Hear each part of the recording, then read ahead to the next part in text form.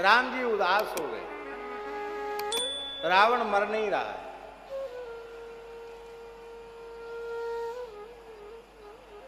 राम जी ने विभीषण की ओर देखा। राम जी सर्वज्ञ हैं पर नर लीला कर रहे हैं। विभीषण के प्रेम की परीक्षा के लिए विभीषण की ओर देखा। मानो राम जी के नेत्र प्रश्न कर रहे थे कि रावण क्यों नहीं मर रहा है।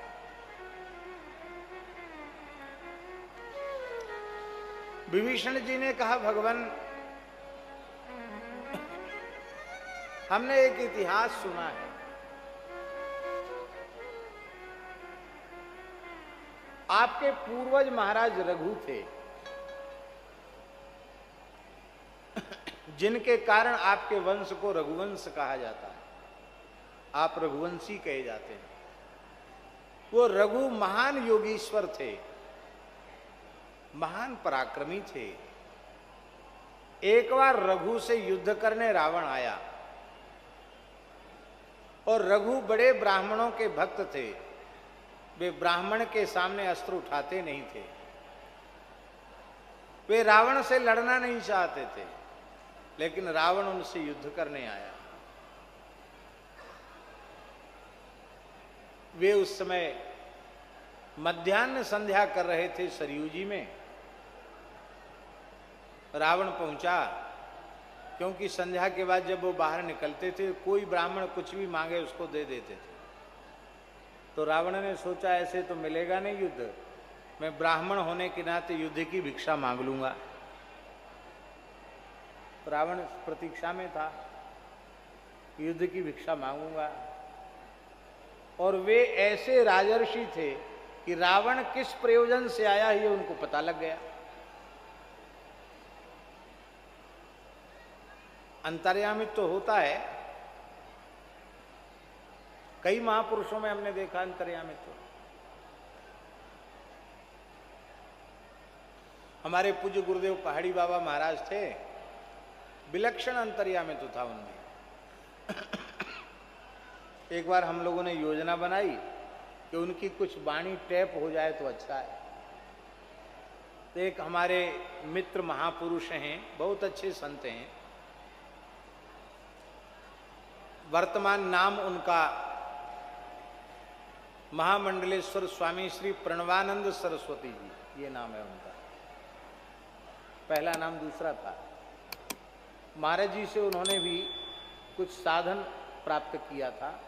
महाराज जी की बड़ी कृपा थी उन पर, आज भी कृपा है। तो उनके पास छोटा वाला रिकॉर्डर था, टेप था। तो हम लोगों ने कहा महाराज जी से बातचीत करते समय उसको ऑन कर लेंगे, रेला के भीतर कैसेट चलती रहेगी, कुछ भी महाराज जी बोलेंगे उनकी वाणी उसमें आ जाएगी। और वो 90 मिनट वाली कैसेट आती थी, एक 90 मिनट वाली। वो 90 मिनट वाली कैसेट ऑन करके बैठे, हम भी बैठे, और उनके आते ही महाराज जी हर बार बात करते थे उनसे, और जब वो आए तो ऐसे बैठ गए। पूरे 90 मिनट तक वैसे ही बैठे रह गए। ये हिम्मत किसी की नहीं थी कि उनके सामने कोई बोल दे, छेड़ दे उनको। अंत में जब फट से वो बटन हुआ, भीतर से कुट से हुआ, कैसेट पूरी हो गई, बंद हो गई, मशीन बंद हो गई। वो देखे महाराज जी तो बैठे ही हैं, धीरे से उठे और चले गए। हमको भी इशारा किया कि हम जा रहे हैं, चले गए। बस गेट से बाहर हुए नहीं, महाराज जी कहते है तेरी जय रे तेरी, मशीन में भरने आया था आवाज, मशीन में आवाज भरने आया था, मैं बोला ही नहीं, मशीन में भरने। अब ये किसने बताया था उनको मशीन में भरने आया? उनकी इच्छा।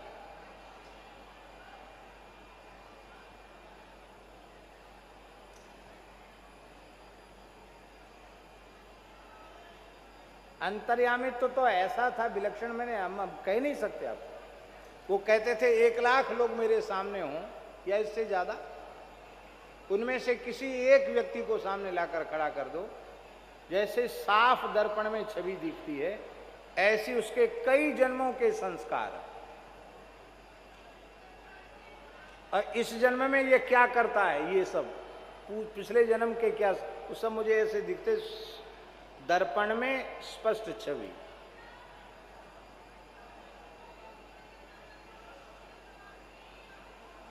उनके सामने नाटक बना के कोई नहीं आ सकता था।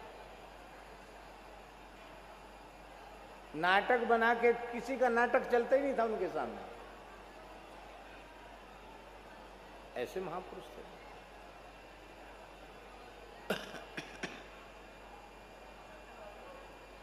तो किस प्रकरण में हम कह रहे थे ये बात है? हाँ, हम कह रहे थे रघु जी का अंतर्यामित्व, पवित्र आत्माओं में अंतर्यामित्व होता है। वो जानते थे किस लिए रावण आया, और वो युद्ध करना नहीं चाहते थे रावण से। वो संध्या करके बाहर निकले रघु जी, और हाथ में जल लेकर उन्होंने ऐसे फेंका, दक्षिण की ओर फेंका। फिर सूखे वस्त्र धारण किए। तो रावण ने कहा, भगवान मैं भी ब्राह्मण हूं, कर्मकांड की विधियां जानता हूं, इस तरह से मध्याह्न संध्या के बाद बाहर आकर दक्षिणी को ऐसे जल फेंकना, ऐसी कोई विधि तो है नहीं। तो आप बिना विधि के तो कोई कार्य कर नहीं सकते, आपने क्या किया, ये क्या है, ये कौन सी विधि है? तो रघु जी ने कहा कि दंडकारण्य क्षेत्र में एक अग्निहोत्री तपोधन ब्राह्मण की गाय चर रही थी, उस पर सहसा सिंह ने आक्रमण किया। तो उस गाय की रक्षा के लिए मैंने ये अमंत्रित जल छोड़ा और उससे सिंह की मृत्यु हो गई, गाय सुरक्षित बच गई।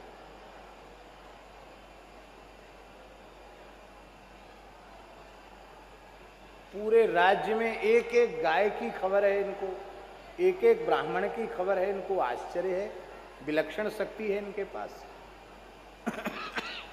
रावण को भरोसा नहीं हुआ, वो तत्काल मन के वेग से वहां पहुंचा। तो उस ब्राह्मण से मिला तो उस ब्राह्मण ने कहा, रघु जी उपस्थित यहां न होते तो मेरी गाय को सिंह खा जाता और मेरे अग्निहोत्र का लोप हो जाता। रावण ने सोचा ये तो बहुत कठिन काम है भैया, ये तो बहुत शक्ति संपन्न है। युद्ध का उत्साह तो रावण का कुछ ठंडा हो गया, लेकिन मन में सोचा मैं त्रिलोक विजयी कैसे बनूंगा बिना इनको जीते हुए। तो रावण ने कहा कि भगवान मैं आया तो किसी दूसरे पर। बोले तुम किस लिए आए थे हमको सब पता है, और तुम ब्राह्मण हो, इस नाते से हम तुमसे युद्ध करना नहीं चाहते। और दूसरी बात यह है कि समान शक्ति वाले से युद्ध करना चाहिए, शक्ति में तुम हमारी समता नहीं कर सकते। देखो, युद्ध का निर्णय पीछे करना, पहले ये बताओ ये है ना तुम्हारी लंका? बोले हाँ ये है, ऐसी है। नक्शा बना दिया, तर्जनी उंगली से शरीव जी की रज में पूरी लंका का नक्शा खींच दिया, और नक्शा करने के बाद उसका एक कोना अपनी हथेली से मिटा दिया। बोले जाओ लंका देख के आओ। तो जिस कोने पे हथेली फिराई थी वो कोना साफ, कुछ नहीं था वहां। रावण घबराया, बोले पूरी लंका के नक्शा पर हाथ फेर देते तो मैं तो बेघर हो जाता, कुछ नहीं बचता मेरे। विलक्षण शक्ति है। वहीं से मन ही मन नमस्कार करके रावण वहां से चला गया। अंत में रावण को ये लगा कि इस रघु की जो शक्ति है, इसके पीछे रघु की पत्नी का पातिव्रत है, वो महान पतिव्रता है। तो मैं उसके सतीत्व को यदि नष्ट करूं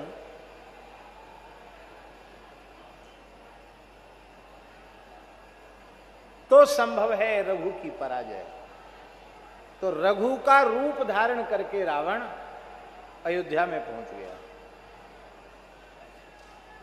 पर महान सती रानी ने देखते ही कह दिया कि ये महाराज नहीं है।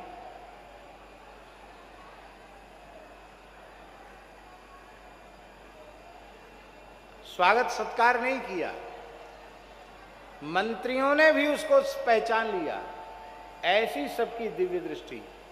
अंत में रावण वहां से भी हताश निराश होकर गया। जब रघु जी को पता चला कि रनिवास में आकर उसने अमर्यादा करने की कोशिश की, तब रघु जी को क्रोध आया और उनको लगा कि अब तो इसको दंड देना ही चाहिए। तो जैसे ही रघु जी ने अपने तरकस से एक बाण निकाला, बाण लेते ही ब्रह्मा जी प्रकट हो गए। ब्रह्मा जी ने कहा, महाराज आप सत्य संकल्प हैं, आपके इस एक बाण से ही रावण का वध हो जाएगा, पर रावण का वध प्रभु के हाथ से होगा, ऐसा ही विधान है। उस विधान को व्यर्थ मत करो, उस विधान को सुरक्षित करो, उस विधान की उपेक्षा मत करो। बोले ये बाण तो अब द्वारा तरकस में जाएगा नहीं। तो बोले इसी बाण से आगे तुम्हारे वंश में राम जी प्रकट होकर रावण का वध करेंगे। तो वो बाण ब्रह्मा जी ले गए। ये कृतिवास रामायण की कथा है। तो जब ब्रह्मा जी ले गए और रावण को जब ये पता चला नारद जी के द्वारा कि मेरे मृत्यु बाण को ब्रह्मा जी ले गए हैं, तब रावण ने कठोर तपस्या करके ब्रह्मा जी से वो बाण मांग लिया। कहते ना रावण ने काल को सिर पाटी से बांध रखा था, वो पाटी वाटी कुछ नहीं, उसी बाण को ही उसने अपने कब्जे में कर रखा था। उसी से मैं मरूंगा, ये नहीं होगा तो मैं मरूंगा ही नहीं। तो विभीषण ने कहा वो बाण तो है रावण के हाथ में, लेकिन रावण ने धरती पर उसे कहां सुरक्षित रखा है ये हमको ज्ञात नहीं है।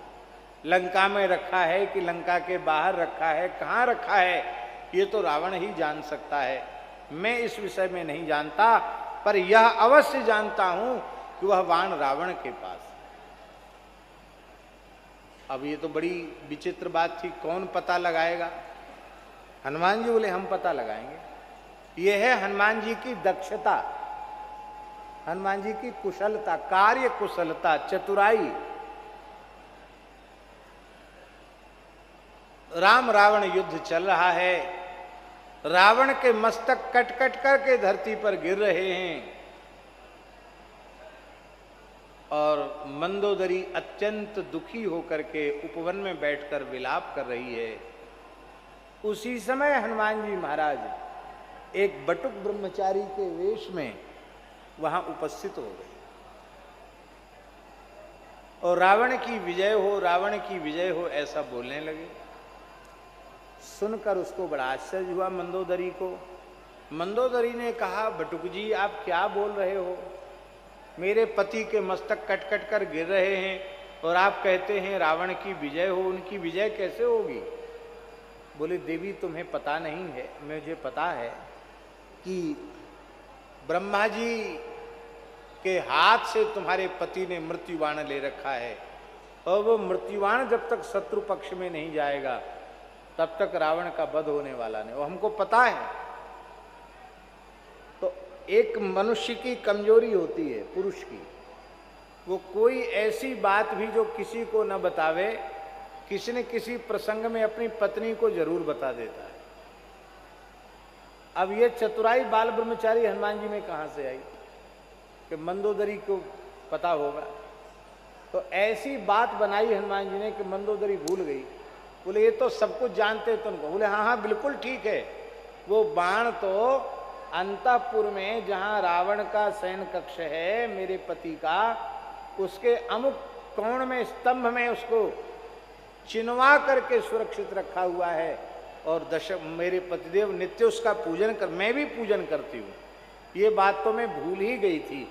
ये बात जैसे ही मंदोदरी के मुंह से प्रकट हुई, हनुमान जी तत्काल अंतर्धान हुए, रनिवास में पहुंचकर एक लात लगा करके स्तंभ को तोड़ दिया, बाण को लेकर राम जी के हाथ में दे दिया और बोले बस प्रभु अब काम तमाम करो। तो छाड़े सर 31वां बाण जो था वो रघु का था, वो हनुमान जी की दक्षता से राम जी के हाथ में आया। ऐसी बात कृत्तिवास में लिखी हुई है।